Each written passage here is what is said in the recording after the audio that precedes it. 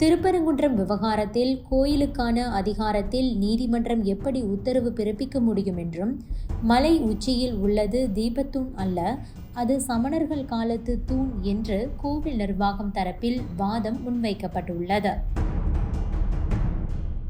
நிலா வெளிச்சத்தை தாண்டி சமணர்கள் தங்கும் இடத்தில் வைக்கப்பட்ட வெளிச்சத்திற்கான தூண்கள்தான் இது. மதுரையில் உள்ள அனைத்து மலைகளிலும் சமணர்கள் வாழ்ந்ததற்கான அடையாளங்கள் உள்ளன என்று அறநிலையத்துறை சார்பில் கூறப்பட்டிருக்கிறது. திருப்பரங்குன்றம் மலையில் வழக்கமாக கார்த்திகை தீபம் ஏற்றும் இடமான உச்சிப்பிள்ளையார் கோயில் அருகே உள்ள தீபத்தூணில் இந்த ஆண்டு தீபமேற்றப்பட்டது. ஆனால் ராம ரவிக்குமார் என்பவர் மலை உச்சியில் உள்ள தீபத்தூணில் தீபம் ஏற்ற உத்தரவிட வேண்டும் என்று உயர்நீதிமன்ற மதுரை கிளையில் மனு தாக்கல் செய்திருந்தார். இந்த மனுவை விசாரித்த நீதிபதி GR சுவாமிநாதன் மலை மீது ஏறி ஆய்வு செய்துவிட்டு பின்னர் தீபத்தூணில் கார்த்திகை தீபம் ஏற்ற உத்தரவிட்டார். ஆனால் வழக்கம் போல இந்த ஆண்டும் கார்த்திகை தீபமானது உச்சிப்பிள்ளையார் கோவில் அருகே உள்ள தீபத்தூணில்தான் தீபம் ஏற்றப்பட்டது.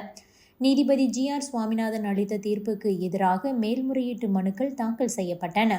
திருப்பரங்குன்றம் கோவில் செயல் அலுவலர், மாவட்ட ஆட்சியர் ஆகியோர் தாக்கல் செய்யப்பட்ட மேல்முறையீட்டு மனுக்களை உயர்நீதிமன்றத்தில் தாக்கல் செய்தனர். இந்த வழக்கை நீதிபதிகள் G. ஜெயச்சந்திரன் மற்றும் நீதிபதி KK ராமகிருஷ்ணன் ஆகியோர் அடங்கிய அமர்வு விசாரித்து வருகிறது. இன்று அனைத்து தரப்பு வாதங்களும் கேட்கப்பட்டது. இதில் அறநிலையத்துறை சார்பில் மனுதாரர் ராம ரவிக்குமார் தீபம் ஏற்ற கூறிய தூணானது சமணர்கள் பயன்படுத்திய தூண் ஆகும். நிலா வெளிச்சத்தை தாண்டி சமணர்கள் தங்கும் இடத்தில் வைக்கப்பட்ட வெளிச்சத்திற்கான தூண்கள்தான் அது. மதுரையின் அனைத்து மலைகளிலும் சமணர்கள் வாழ்ந்ததற்கான அடையாளங்கள் உள்ளன. மயிலை சீனிவாசன் சமண தூண்கள் குறித்து பல தகவல்களையும் கூறியுள்ளார். உச்சிப்பிள்ளையார் கோவில் அருகே உள்ளதுதான் உண்மையான தீபத்தூண் என்று அறநிலையத்துறை சார்பில் கோர்ட்டில் தெரிவிக்கப்பட்டுள்ளது. தீபம் ஏற்ற வேண்டும் என்று தெரிவித்துள்ள தூண் தர்காவுக்கு அருகில் உள்ளது. இதனால் சமூக நல்லிணக்கத்தில் பிரச்சனை ஏற்படும். கோவிலுக்கு சொந்தமான மலையில் எங்கு தீபம் ஏற்ற வேண்டும் என்ற முழு அதிகாரம் கோவில் நிர்வாகத்தையே சார்ந்தது. இதனால் அந்த விவகாரத்தில் நீதிபதி உத்தரவிட முடியாது. கடந்த 100 ஆண்டுகளுக்கும் மேலாக கோவிலில் தீபம் ஏற்றி வரும் இடத்தில் தற்போதும் தீபம் ஏற்றுகிறோம்.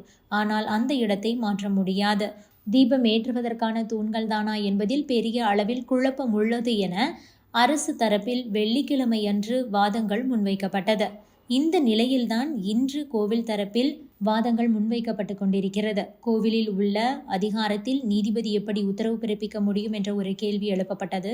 அறக்காவலர் குழு உறுப்பினர்களை வழக்கில் சேர்க்காமல் தர்கா உறுப்பினர்களை நீதிபதி வழக்கில் சேர்த்துள்ளார்.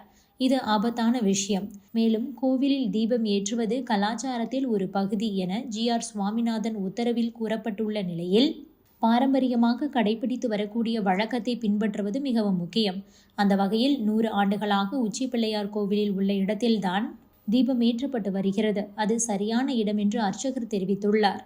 அறக்காவலர் குழுவும் அதற்கு ஒப்புதல் கொடுத்திருக்கிறது. இருந்தும் ஏன் இதுபோன்ற உத்தரவுகள் பிறப்பிக்கப்பட வேண்டும் என்று கோவில் தரப்பு வழக்கறிஞர் வாதங்களை முன்வைத்துள்ளார். மேலும் மலை உச்சியில் உள்ளது தீபத்தூண் அல்ல, அது சமணர்கள் வசிக்கும் பகுதியை குறிப்பிடும் விதமாக இந்த தூண்கள் அமைக்கப்பட்டன. சமண முனிவர்கள் இரவில் ஆலோசிக்க விளக்கு ஏற்றுவதற்கான தூணை அமைத்திருந்தனர்.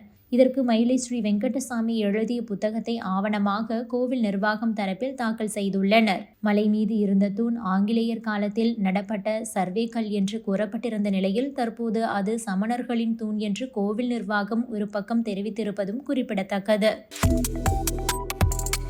Subscribe to One India and never miss an update.